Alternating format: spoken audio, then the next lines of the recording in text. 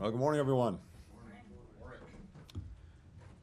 So we said we would run through the tape, and I think we've been going in a full sprint. This has been quite an eventful final week for this administration, making good on the President's commitment to use every minute, every day of every week that we had to get results. When I came down here on my first full day in office, back when I had a little bit less gray hair, as my daughter likes to point out, I spoke about how the work that we do to keep the American people and the world informed through you, with you, could not be more important. Most of us have traveled, well, more than 1 million miles now together. We've done it with a remarkable press corps, people that I've gotten to know as colleagues. If I said friends, that might actually create problems for you, but let me simply say how much I appreciate the partnership, the professionalism, the work that we've done. I have even greater respect, even greater appreciation for you asking the tough questions, for you holding us to account,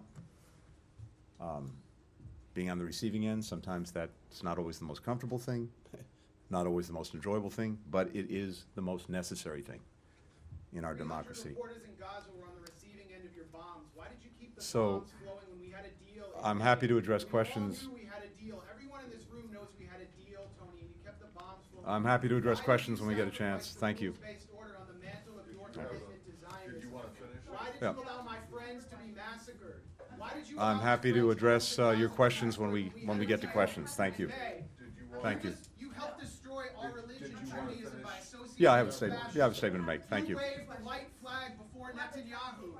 You waved the white flag before Israeli fascism. I look forward to taking questions when I get a chance to finish my statement. Thank you. Your grandfather was an Israel lobbyist. Are you compromised by Israel? Why did you allow the Holocaust of our time to happen? How does it feel to have your legacy be genocide? How does it feel to have your legacy be genocide? You too, Matt. You smirk through the whole thing every day. You smirk through a genocide. Thank you. And thank you, Matt. Now, I've got a few more things to say, and then I'm happy to take any question about anything, as we've done these past 4 years. And indeed, I'll talk a little bit about the developments the last few days as well. But I first really wanted to say thank you to each and every one of you. And also thank you to, Maybe not everyone. well, okay, there's an asterisk, and yes, thank you, Matt Lee. But also to a remarkable press team here, led by Matt Miller, who do the work every day of trying to make sure that you're informed, the American people are informed. Let me also just take a step back before diving into the developments of this week, these last days, just to consider how far we've come over these past 4 years, and also to think a little bit about where we might be going from here. When President Biden took office, the United States faced the worst public health crisis in more than a century. It faced the worst economic crisis since the Great Depression, and unprecedented breaches with allies and partners around the world. Our adversaries saw a historic opportunity to work together to challenge our interests, to challenge our global standing, to challenge the international system of rules and principles on which our security and prosperity depend. First time I had an opportunity to speak at length in this role, I laid out how we would work to leverage American diplomacy to safeguard and accelerate America's renewal, how we would reimagine and revitalize our greatest strategic asset, our unmatched network of allies and partners, to deliver on issues that actually matter in the lives of our fellow citizens, matter in their livelihoods, matter in their futures, and to defend against increasingly assertive and aggressive revisionist authoritarian powers. And also, how we'd modernize our own diplomacy to try to deliver on these priorities, to ensure that this department is ready to meet the tests of a more contested, a more complicated, a more combustible world.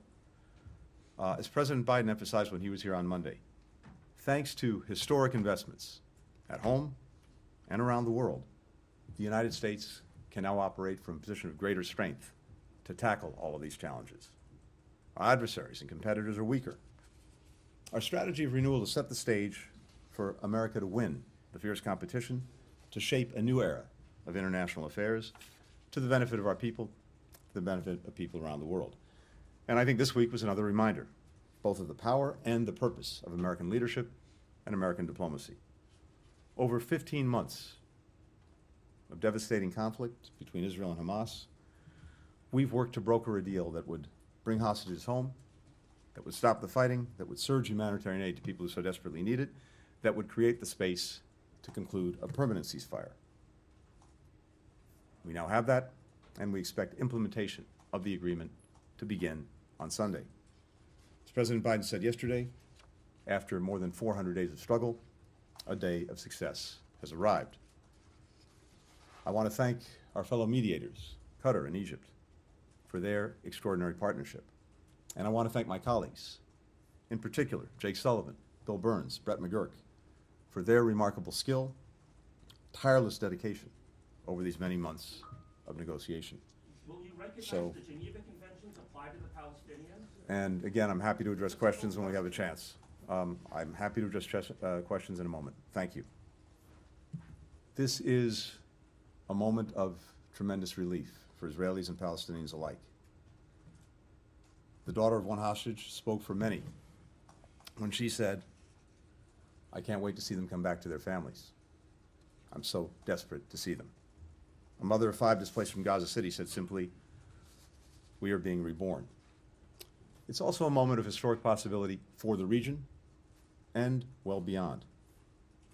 It's going to take tremendous effort, political courage, compromise to realize that possibility, to try to ensure that the gains that have been achieved over the past 15 months at enormous, excruciating cost are actually enduring, to manage the still profound risks, to deliver on the promise of a more integrated Middle East. And simply put, to forge this reality, there are 2 immediate imperatives. First, to fully implement the ceasefire deal. And then second, to finalize a plan, an effective plan, as I spelled out earlier this week, that provides for Gaza's transitional governance, its security, its reconstruction, and that can make the halt in fighting endure. Delivering on these 2 priorities will in turn create the conditions for Israel and Saudi Arabia to normalize relations between them, which will require a credible pathway to a Palestinian state. On each of these imperatives, we've delivered concrete progress and we've laid a foundation for success, which we will hand over to the incoming administration. Together, they represent a historic opportunity to advance the long-term interests of the United States, our partners in the region, and around the Middle East. In Ukraine as well, we've seen the results of steadfast American leadership. We rallied and kept together some 50 countries to help Ukraine defend itself from Putin's war of aggression. Through Ukrainian courage and also Western resolve and firepower, Ukraine repelled Russia's invasion and took back half the territory it originally seized. We've marshaled commitments from countries around the world that will help Ukraine deter and defend against future attacks and stand on its own feet militarily, economically, democratically. We've also imposed the most ambitious sanctions and export controls ever on Russia, cutting off its biggest banks, reducing dramatically Europe's reliance on Russian energy, oil and gas, almost to zero at this point. As a result of some of our latest sanctions, Russian oil tankers are piling up along the Chinese coast, unable to offload. Ukraine will continue to stand as an independent, democratic nation anchored in the West with the freedom to choose its own future. If we sustain our support for Ukraine, if we continue to exacerbate Putin's growing manpower and economic dilemmas, we can continue to help Ukrainians gain leverage to negotiate a just and secure peace. Now, I got back from what was my 21st trip to the Indo-Pacific in this job just a short while ago, a region where the United States is now competing from a position of strength. We brought our regional allies together, our partners together, around a shared vision for a free and open Indo-Pacific, where goods and ideas and people flow freely, where rules are applied fairly and transparently, where countries are free to choose both their own path and their own partners. We enhanced bilateral relationships with our core treaty allies, with Japan, South Korea, Australia, the Philippines. We forged a new era of trilateral cooperation with Japan and Korea, with Japan and the Philippines as well. We re-energized the Quad with Japan, India, Australia, strengthened our relationships with ASEAN, the Pacific Island countries, elevated partnerships with Vietnam and Indonesia. As the DPRK and the PRC continue to fuel Putin's war of aggression against Ukraine, underscoring how European and Asian security are indivisible, we've also built enduring bridges between our Pacific and Atlantic allies and partners. Australia, Japan, and South Korea have provided important support to Ukraine. In 2021, European allies were on the verge of signing a massive trade agreement with China. Now they're coordinating with us on everything from investment screening mechanisms to supply chain resilience to pushing back on China's overcapacity and unfair trade practices. At the same time, we've managed our competition with China responsibly so it doesn't veer into conflict, while also cooperating on challenges where the world expects great powers to lead and where it's clearly in the interest of the American people, from climate change to fentanyl. We've also demonstrated that other countries can rely on the United States to tackle some of our biggest shared challenges and deliver on some of our own on their own national aspirations, preventing disease outbreaks, enhancing food security, accelerating the clean energy transition, bringing together a global coalition of more than 160 countries to address the synthetic opioid crisis. As we celebrate the return of hostages in Gaza, including Americans, as we look to relief for the people of Gaza, I'm also thinking of all those U.S. citizens who are held wrongfully, who are hostage in countries around the world. Do you know about I the carried Hannibal with me. Directive? Miller says he doesn't know about the Hannibal Directive. You can leave, Do you know sir. about the Hannibal Directive? Again, I'm happy to address questions in a few more minutes. I look forward to answering questions in a few more minutes. Thank you. Okay, well, let him speak. Thank you. Thank you. Thank you. He gets to make lots of speeches. Thank you. Let him answer some Would you like to questions. be escorted I look out? forward to Answer answering some questions. Thank you. Instead of making another speech every day. Sir, would you like to be escorted out? Go away. You don't have the responsibility to tell me where to go. Do you want to be Okay. escorted out or not? I want him Thank to you. answer questions. I look forward to answering questions in a minute. I'm a Thank you. journalist. I'm not a potted plant. Everyone will have an opportunity to ask a question in just a minute. Thank you. Miller So- has explicitly told me he will not answer my questions. I'm justified So- in what I'm doing. I have no greater pleasure in this job than crossing off a list I carry in my pocket, the names of those who had been arbitrarily detained and unfairly held hostage, unjustly held hostage, and bringing them home, returning them to their families, returning them to their loved ones. Finally, I just wanted to share this morning. Get your hands off me. Get your hands off me. Get your hands off me. Answer a damn question. I look You forward know to about answering the questions in a Hannibal few Directive? minutes. You know about Israel's nuclear weapons? Everybody from the ICJ. I was sitting here quietly, and now I'm being manhandled by 2 or 3 people. You pontificate about a free press. You pontificate about a free press. You are hurting me. You are hurting me. You are hurting me. I'm asking questions after being told Please- by Matt Miller that he will not answer my questions until I'm asking. Please, sir, respect the Wasn't- process. We'll have an wasn't- opportunity to take wasn't questions the in a few IC minutes. Wasn't the point of the May 31st statement to block the ICJ orders? You blocked the ICJ orders? You Please, sir, respect the process. Thank you. oh, respect the process. Respect this process while everybody from Amnesty International, to the ICJ saying that Israel's doing genocide and extermination, and you're telling me to respect the process.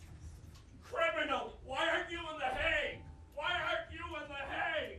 Why aren't you in The Hague? Finally, we've worked to modernize our diplomacy so that we're more agile, we're more effective, we're more prepared for the challenges of a new era. We've reorganized this department to lead on issues that increasingly animate our diplomacy, whether it's emerging technology, public health, strategic competition, economic statecraft. We've embraced new tools and approaches, from integrating data and AI into the work that we do, strengthening our capacity to anticipate, to plan for risks, as well as opportunities in this more volatile world.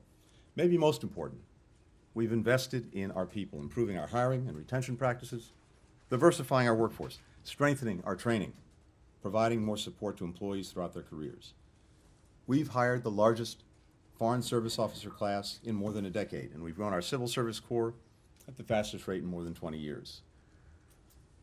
It was gratifying to me, and I think to everyone in this department, that among the first and last stops President Biden made in his tenure was right here at the State Department. I think that is powerful evidence of the trust that he placed in us to carry out this country's foreign policy. Our diplomats represent this country with exceptional skill, with professionalism, with heart. They often do so at great personal sacrifice, little fanfare, in some of the world's most challenging environments. it has been, simply put, the greatest of honors to be able to work shoulder to shoulder with them. These past 4 years, there have also been moments of disappointment, of hardship, of heartbreak. But I leave this job knowing that we spent every day thinking about and working toward what we believe is best for our people, the citizens we have the immense privilege of representing. And I'm confident we leave office with our country and with this department in a much stronger position than we found it. And now, with that, one last time, I look forward to taking some questions. Mr. Miller. Thank you very much, Mr. Secretary, and thank you for the very opening comments about the work, the cooperation with us, the press corps. Even when we haven't always been satisfied or with the answers, we do certainly appreciate your willingness to engage with us, and so thank you for that. I want to start, actually I only have one question. Exactly 16 years ago today, January 16th, 2009, former outgoing Secretary of State Condoleezza Rice had her final press briefing here. And all of the questions she got were about Israel and Gaza. Every single one of them. And she said, we were working on an enduring ceasefire. She was about to sign an agreement with then Foreign Minister Livni that would move toward that way. She was working with international partners. Names have changed, but countries pretty much the same: Egypt, the Europeans, the Gulf Arab states. And so 16 years ago, we were in the same situation that we're in now, particularly because this ceasefire, current one, still seems to be in limbo.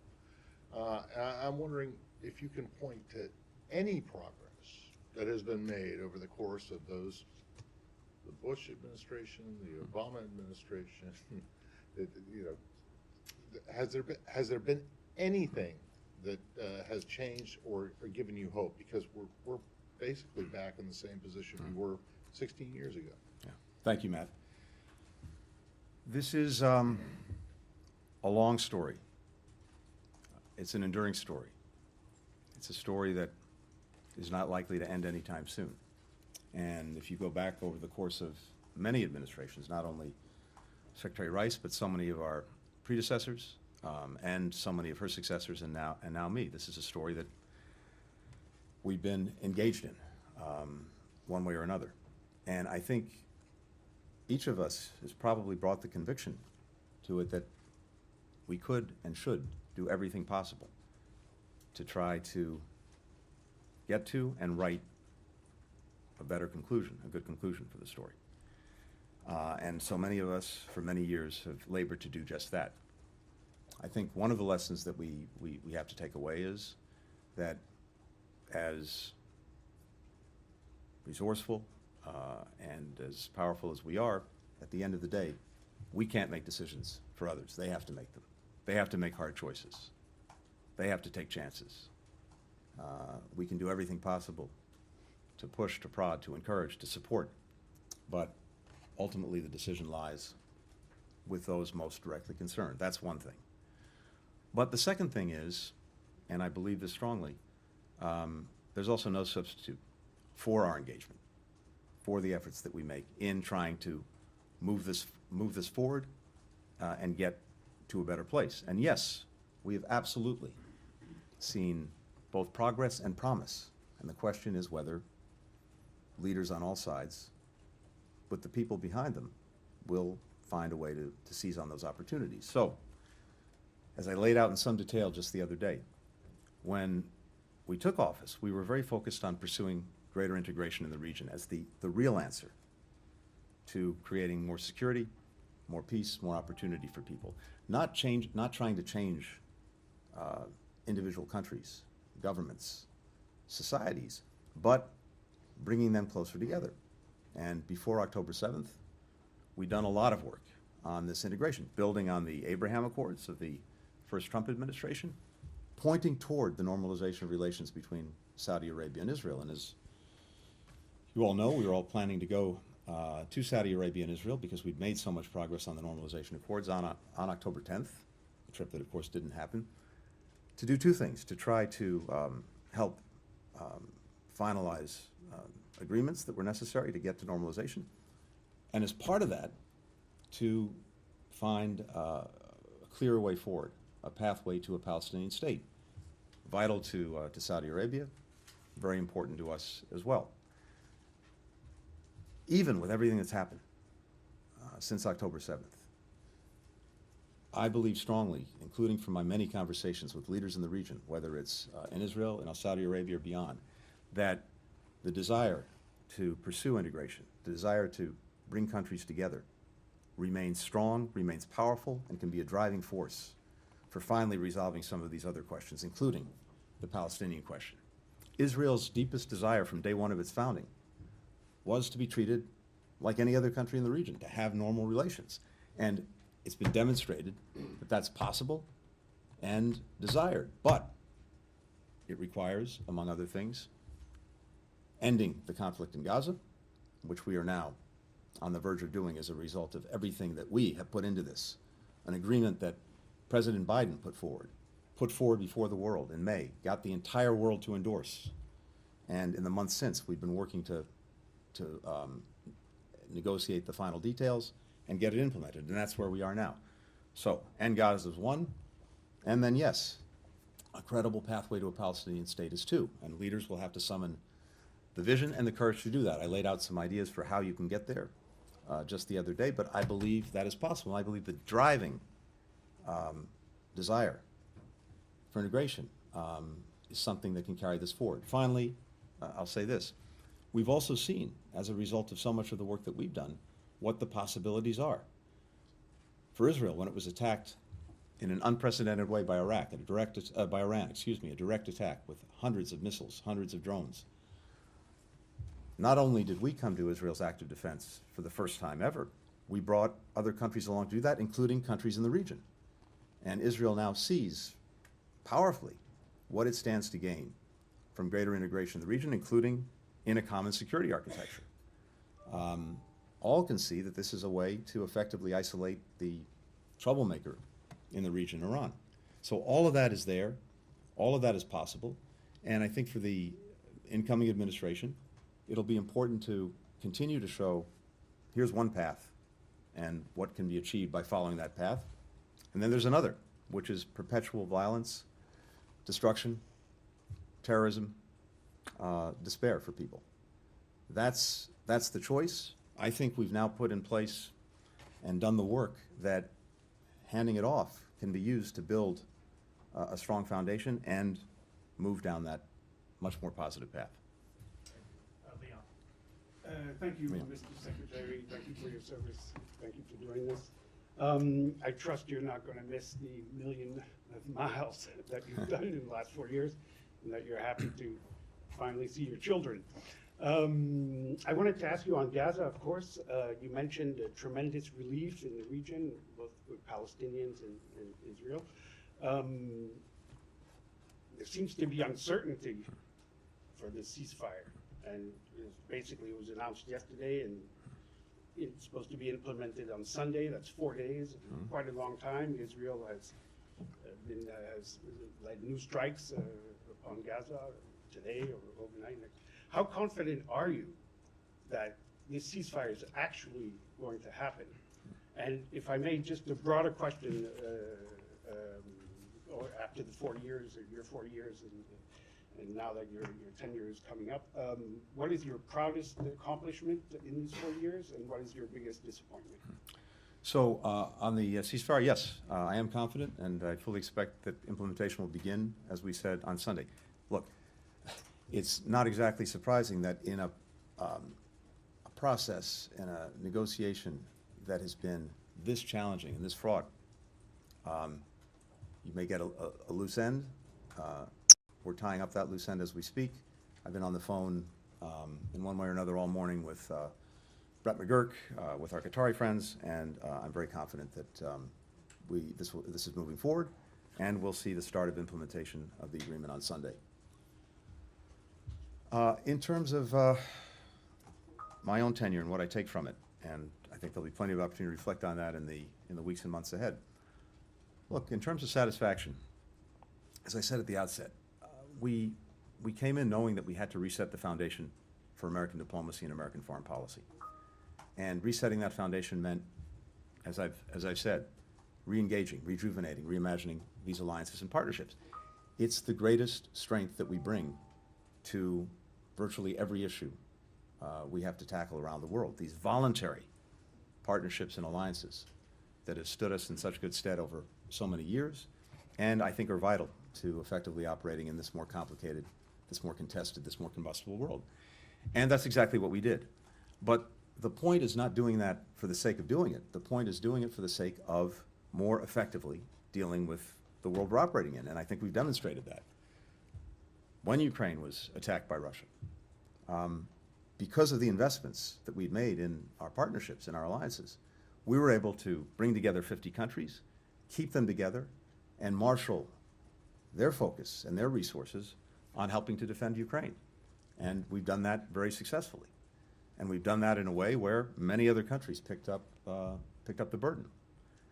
When it comes to maybe the biggest systemic challenge that we face in the international system, and that is China and the capacity that it has, uniquely, whether it's militarily, whether it's economically, whether it's diplomatically, to reshape the international order, what we've been able to do through these stronger alliances and partnerships is to focus other countries in ways that we haven't seen before on how to deal effectively with the challenges posed by China. We have much greater convergence between us and partners in Europe, between us and partners in Asia, among all of us in confronting these challenges. And I listed a few areas in which we're working much more closely together. And as I've said before, when you bring just the United States to the table, well, we have a lot of weight, but when it comes to economic issues, for example, where China's engaged in unfair practices, where it's engaged in overcapacity to try to drown our industries, our communities, our workers with their products. Well, when we're taking that on and we're doing it alone, we're 20% of world GDP. When we're doing that in concert with allies and partners across Europe and Asia who are similarly aggrieved by these practices, well, we're 50-60% of world GDP, and it's a lot more effective in getting China to change its conduct. So those are just two ways in which we've used this investment in our allies and partners to get real results, to tackle real problems, to meet real challenges.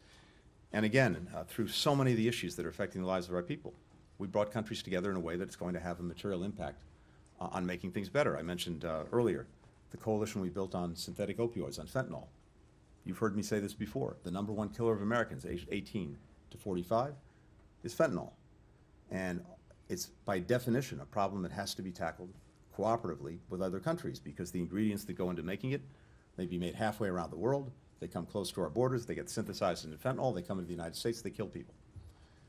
So the fact that we brought all of these countries together, now working in close concert to deal with this problem, that's going to have a material benefit on the lives of the American people. In these ways and so many more, what I take satisfaction is that we now can approach each of these problems from a position of much greater strength, much greater effectiveness. Disappointments?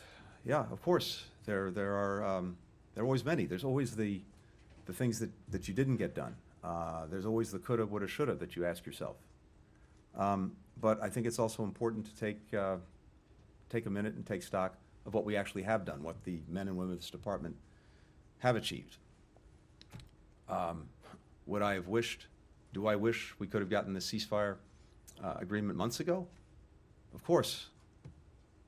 The suffering since, the lives lost since? Sure. Could have been avoided if we'd gotten this over the line sooner. But in something as complex, as complicated, where different events have intervened and the work that we had done, the progress we were making toward bringing it to conclusion was delayed or derailed, as the President again said yesterday, almost every time you're trying to deal with something this hard, and as George Mitchell put it so well in the context of Northern Ireland peace, you're going to have many, many days of setback and struggle before you get to that final day of success. But every one of those days of setback and struggle is necessary to get you to the day of success. Thank you for your service and thank you for taking our questions over the last 4 years. Since the Gaza war erupted, there's been a flood of reports supporting videos and evidence of potential IHL violations by Israel, and yet your department has refrained from making a definitive assessment. There's a sense out there that you gave Israel a pass on this issue and that that's part of the administration's legacy. Is there any chance you will deliver a definitive assessment on this in your final days? And if I may, on another region, we're reporting that the U.S. will impose sanctions on Sudan's Burhan today. Could you confirm whether the administration will take that step, and why do this now, and why wait till now? Okay. Thank you. We and I take very seriously the work that we do, and we have a responsibility to do, to assess in any place whether violations of international humanitarian law are occurring, war crimes, other abuses of international law, international norms, international practice. And that's what we continue to do every day, whether it's in Middle East, Gaza, or in many other places around the world. And I'll come to that because your question about Sudan goes there as well. In Gaza, we faced a uniquely challenging situation in trying to make final determinations. Because uniquely in Gaza, besides having a population that's been trapped there, that has nowhere else to go, you have an enemy that embeds itself in and among civilians, houses, hospitals, mosques, schools, and getting a clear picture and a clear understanding of whether any one incident in that context constitutes a violation of international law in one way or another is an incredible. Continue to assess it. If we have any conclusions that we can draw in the time that remains, we will. I'd also point out that in Israel itself, there are hundreds of cases that are being investigated. They have a process, they have procedures, they have rule of law, and we also look to them to carry out that process, to carry out the rule of law themselves. That's the hallmark of any democracy. We have reported in a number of ways on what we've seen, including in the NSM report. We've taken actions in a variety of ways in a variety of places, particularly, for example, in the West Bank, where we've seen abuses committed by extremist settlers against Palestinians, and for the first time have taken action against them. And I believe and trust that this process will continue, and as we are able to reach results, we will. When it comes to Sudan, you know the actions we took in the direction of the RSF just a few days ago.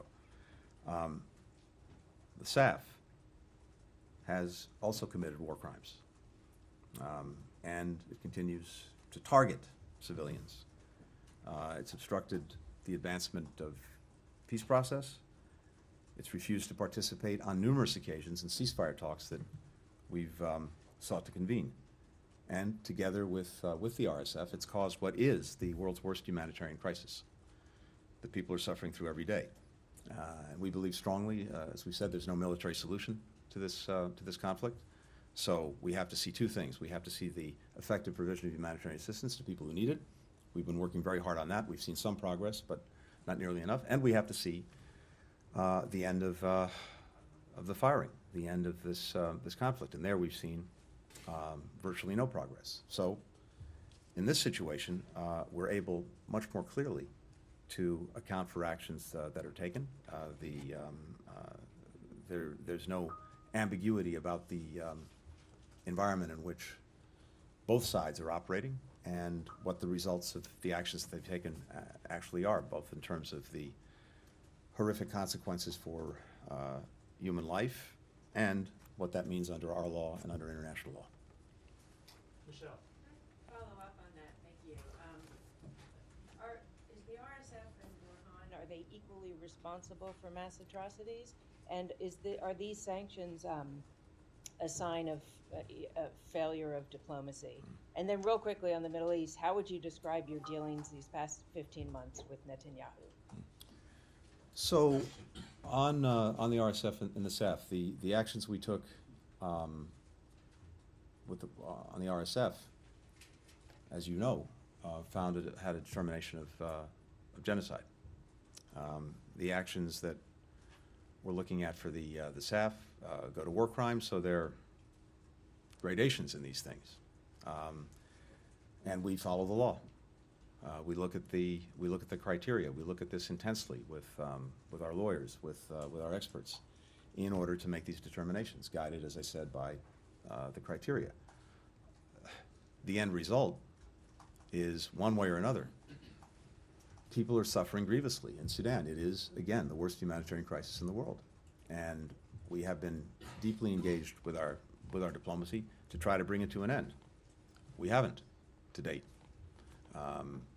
But as I've said, part of our challenge in any of these situations is to keep working through it, to keep pushing, to keep pressing, to get to that one day of success. It is, for me, yes, another real regret that when it comes to Sudan, we haven't been able on our watch to get to that day of success. As I said, some improvements in getting humanitarian assistance in through our diplomacy, but not an end to the conflict, not an end to the abuses, not an end to the suffering of people. We'll keep working it for the next 3 days, and I hope the next administration will take that on as well. On the last 15 months, look, one of the things I think is really important is, as a general matter, to focus less on personalities and on people and more on policies. And what is it that we can do? What is it we should do to affect those policies? And so what we've been working on over the last 15 months since October 7th was to help shape the response in a way that accomplished 3 basic things. One, of course, to try to ensure that October 7th could never happen again, and to make good on our commitment to Israel's security.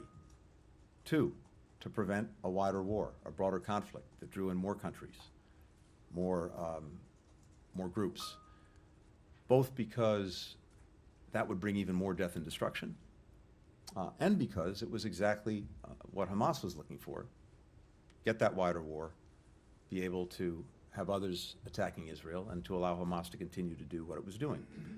And third, of course, was to try to do right by the people who were caught in the middle of this crossfire that Hamas initiated: the children, the women, the men of Gaza, with better protection for them, with more assistance for them.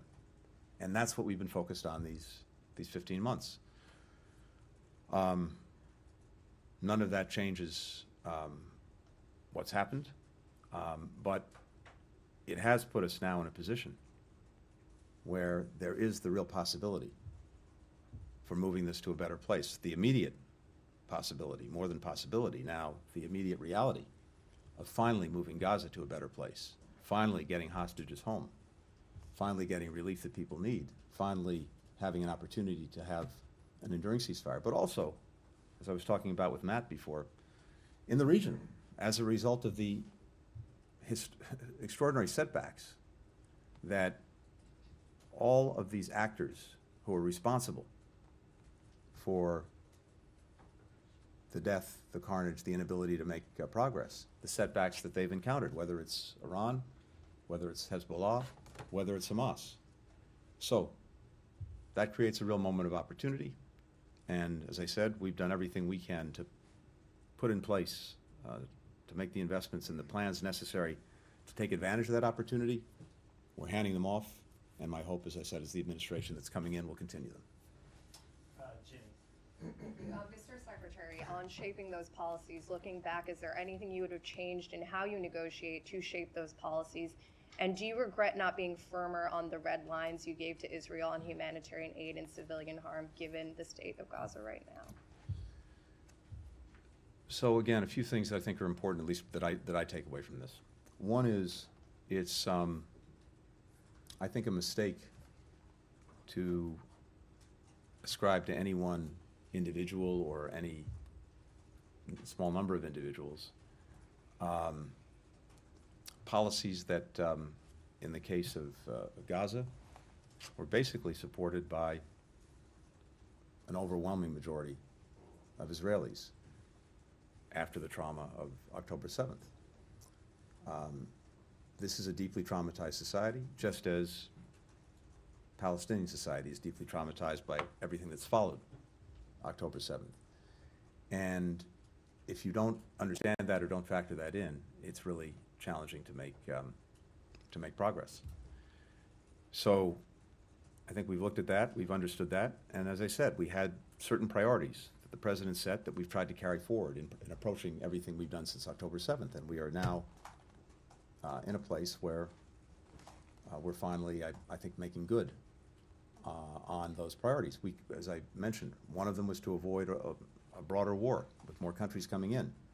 And at various moments throughout these last 15 months, we've been right on the edge of having that wider war. And because of American diplomacy, because of American deterrence, because of America's ability to mobilize others, we've avoided it.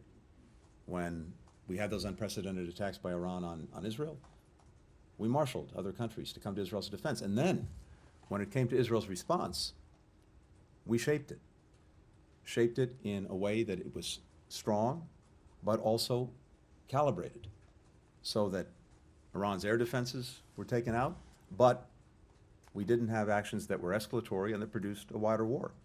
And that didn't just happen, it was the product, again, of American diplomacy and American deterrence.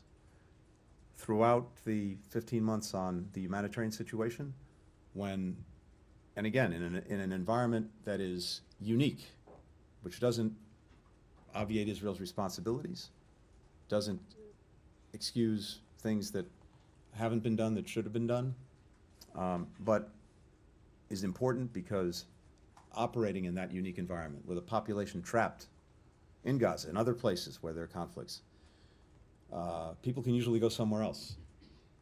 You're a refugee, not a good thing, but better than being trapped in a crossfire. Gaza, almost uniquely, people are trapped, and as I've said many times before, trapped with an enemy that deliberately uses them, hides among them, looks for civilian casualties as not only a necessary cost, but one that actually advances their agenda. And we know this from the leader of Hamas himself, Yahya Sinwar. So that's made things very challenging. But whenever on humanitarian assistance, we've seen things moving from bad to worse, we've engaged strongly, and we've gotten results, whether it was back in April or May, whether it was more recently in September, October. But fundamentally, the only way, given the complicated, incredibly complicated environment, to really get at the needs of the people was through a ceasefire and a hostage deal. And that's why we've been laboring so hard on it. And that's why now, as it's implemented, we're finally going to see the relief that people so desperately need. Let me just add this, and I'm sorry for going on. At various points along the way, in terms of getting that deal, the biggest impediments really have been Hamas and its refusal to get to yes. Now, have there been moments when Israel has done things or taken actions that have made life more complicated, more difficult? Yes. But broadly speaking, and especially in the last months, until we got to success, Hamas has been the major impediment. And there were two things that were factoring into Hamas's thinking, and we know this. One, as I said, was the hope that they could get a wider war, that others would jump in, that the cavalry would come to the rescue. And it wasn't until recently that it became clear that that was not the case. And whether it was Iran, whether it was Hezbollah, whether it was Iranian proxies, whether it was the supply routes for those proxies through Syria, as a result of actions that Israel took, as a result of actions that we took, as a result of conflicts and problems that these various actors had gotten themselves into that we exacerbated, it finally got to the point where Hamas concluded that, as I said, the cavalry wasn't coming to the rescue. That wasn't going to happen. Second, Hamas held back at various points because it saw or hoped that public international pressure was mounting on Israel. And it could just wait it out, and that pressure would get to a point where Israel would have to accede to all of Hamas's demands. And that includes the hope that there would be a lot of public daylight between the United States and Israel. And so, while clearly we've had differences, real differences with Israel on the way it's gone about the necessary defense of its people and its country, we've expressed those clearly at various points, but we've mostly done it privately, precisely because we didn't want to feed into Hamas's clearly held views that if that pressure was mounting and if there was daylight, they could do nothing. They could refuse to engage in the negotiations, hold back on a ceasefire and releasing the hostages, and thus perpetuate the suffering, the loss for the people that they purport to represent. All of those dynamics were in play. All of those dynamics are ones that we had to make judgments about, navigate, with eyes on the prize of getting to the day we got to yesterday, which is the ceasefire and hostage release. So, it's absolutely appropriate to ask questions about that, to ask ourselves questions, for everyone to ask questions. Some people say we did too much to restrain Israel when it comes to Iran, when it comes to Hezbollah, when it comes to others. Others say we did much too much to enable. And all of those questions are the right ones to ask, and they'll be asked for a long time.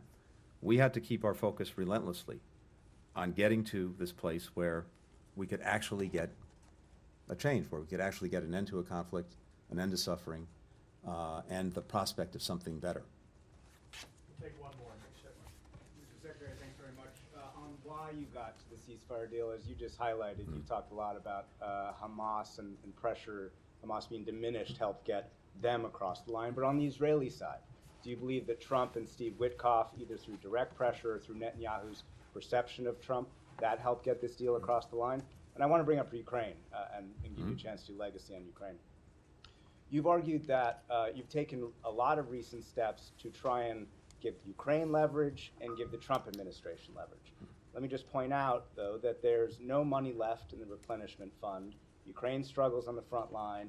Russia has a reconstituted defense industrial base because of China. So do you fear that your legacy on Ukraine could actually be defined by your successor?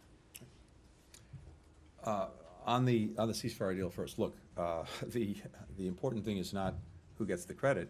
The important thing is getting the result, and that's exactly what we've gotten. As I've said, the deal that was agreed is based on the proposal that President Biden put out months ago in May. The framework that he made public in detail, that we then went around the world and got country after country to endorse, culminating with the UN Security Council. That's what moved Hamas in the first instance, because up until that point, Hamas had been rejecting the idea of having an initial phase of 6 weeks, ceasefire, hostages begin to come out, prisoners are released, humanitarian assistance surges, and we used the time to reach an agreement on the conditions for an enduring ceasefire. They'd rejected that scheme. And it wasn't until May, when the president went public, detailed it, we got the whole world behind it, that Hamas was isolated and it moved. And then practically every day since then has been work on trying to actually negotiate the details that had to follow from that to fill in the framework and understandings on its implementation. And we got very close to completing that on a number of occasions. And as I said, events of one kind or another inevitably intervene that delay, that derail the work that you're doing. But we kept at it. And meanwhile, as I just described, I won't belabor, all of these other factors that went into the calculus of Hamas changed dramatically, and in no small part because of actions we took in a way to exacerbate the challenges of Hamas and its many potential supporters, as well as actions that Israel took. So I think that's what got us to this day. Our diplomacy, our deterrence really isolated Hamas to the point where they finally came back to the table, got to yes. In recent weeks, just to cite some other examples, when Hamas was refusing to engage in the fall, I went to our friends in Qatar and said it's time to tell them that their political operation housed in Qatar is no longer welcome. And that's exactly what the Qataris did. In recent weeks, we went also to other actors, including Turkey and President Erdogan, to use his weight and influence to get Hamas back to the table, to try to conclude an agreement. And he did, and they did. So it's a long way of saying that all of these things coming together over many months, I believe, is what's gotten us here. Now, having said that, it was, I think, very important and very responsible to not only fully inform the incoming administration of what we were doing, but also, yes, to involve them in this last part of the process that got us to the agreement. And the reason for that is virtually everything that now needs to be implemented under the agreement will be implemented under the Trump administration. And it was very important for the parties to know that the Trump administration stood behind the agreement that we negotiated and that President Biden put forward. And I both appreciate and applaud the very good work that Steve Witkoff did, working closely with us, with Brett McGurk, in helping to get this over the line. But I think being very clear with all concerned that the incoming administration supported, endorsed, and would carry forward its responsibilities under the agreement, that was an important thing to do. I'm sorry, on Ukraine. So, as I look at it, first, where we started was Putin's intent, desire, and plan to erase Ukraine from the map, to subsume it into Russia, to realize his imperial designs. And as a result of the actions that we took in support of the Ukrainian people with many other countries, that's failed, and it won't succeed. Ukraine is standing, and that's the most important thing of all. Now, the question of where Ukraine goes from here and where we go from here is obviously a very important one, because there's an opportunity, again, an opportunity that we're handing off to make sure that Ukraine can go forward as an independent country, increasingly integrated with Western institutions, because that's the desire of its people, and a country that stands on its own feet, whether that's militarily, whether that's economically, whether that's democratically.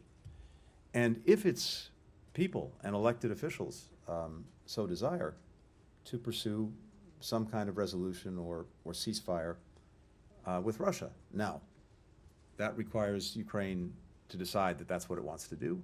It also requires Russia to agree. And there, what we've been working to do all these past months, right up to the end, is to make sure, that I've said many times, that Ukraine's in a position of strength to be able to make those decisions, whether that's to continue fighting if it's necessary, or to negotiate, but to negotiate from a stronger position. Part of that, though, has also been imposing extraordinary costs on Russia, and I think you should not discount those, including the impact that they have on Russia's decision-making. The losses that Russia has incurred are almost unimaginable. I think by some assessments, 700,000 to 800,000 casualties. That includes those killed and those wounded. The flight of so many of its most talented people from Russia. The weight of sanctions, export controls,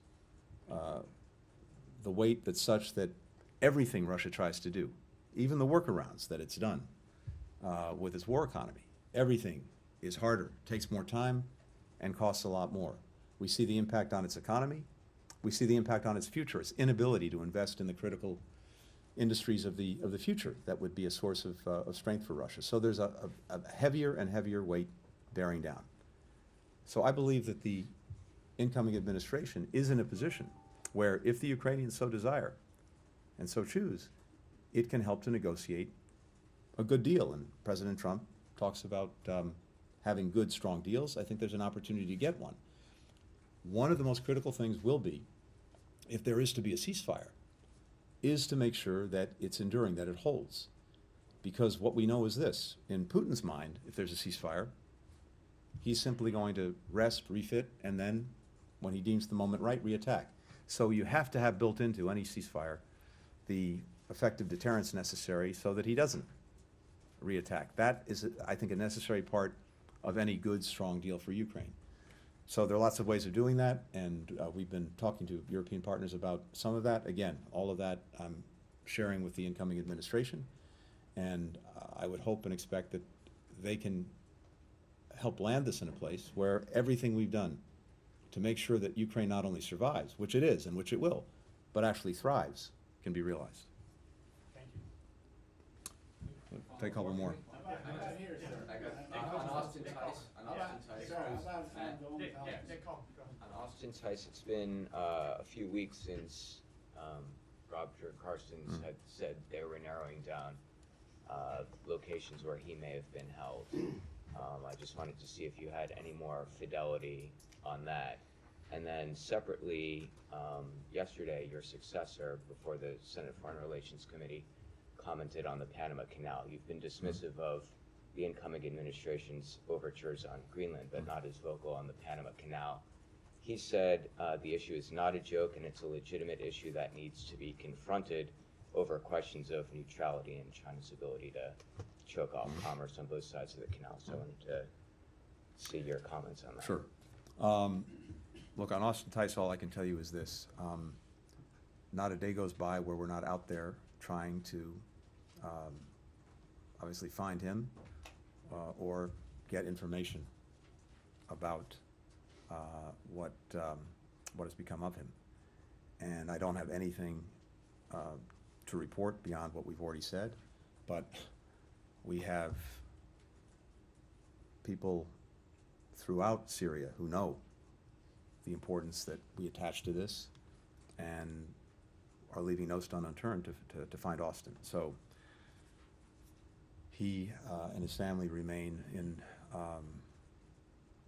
my thoughts, all of our prayers, but mostly we're working in any way that we can to find him. And of course, if we have any further information and hopefully have Austin, we'll share that, or the next administration will share that.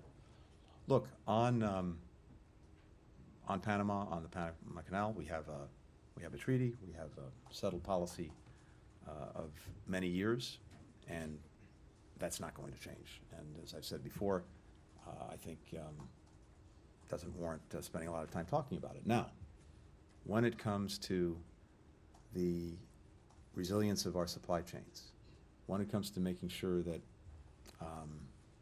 we can get what we need and we don't have risk attendant with it, including from countries with which we have challenged relations, that is important, and that's something that we've worked on pretty much around the world for the last 4 years, building a greater diversity of supply chains, building a greater resilience. Also, trying to make sure that countries that were trying to build up and build out their own infrastructure to improve the lives and livelihoods of their people had a better offer from us, so that they didn't have to turn to others on much more onerous terms. And we've made extraordinary progress on that these last 4 years. So I think that's where the focus should be, and that's where I expect the focus actually will be. Tom. Mr. Secretary, thank you for taking the extra questions. Since the ceasefire was announced, authorities in Gaza have reported another 73 people killed. Aren't we seeing an erosion of norms, given the extraordinary numbers? And you've been saying for months that Hamas is degraded militarily. At one point you said, I think, Israel was only making marginal gains when there'd been another very big airstrike with civilians killed.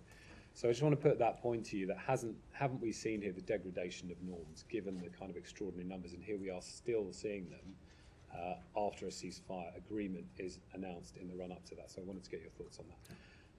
And just secondly, on the point about international journalists being banned from Gaza, can you tell us that you are and have been still pressing the Israelis, that it is your expectation that international journalists will be allowed in? Second part first, yes. That remains the expectation, and I think it's, as in any place, very important that all of you and your colleagues are able to report, are able to share with the world what the reality is. So we, certainly I fully expect that to happen, especially in the context of a ceasefire, where the idea that just may be too dangerous for anyone to operate is no longer the case. So I fully expect to see that. During the ceasefire, during phase one? I would hope so. I can't speak to what the policies will be, but from my perspective at least, yes. Second, with regard to the ongoing actions, I spoke to this the other day at the Atlantic Council, and yes, I think some months ago, Israel achieved its core strategic objectives in Gaza.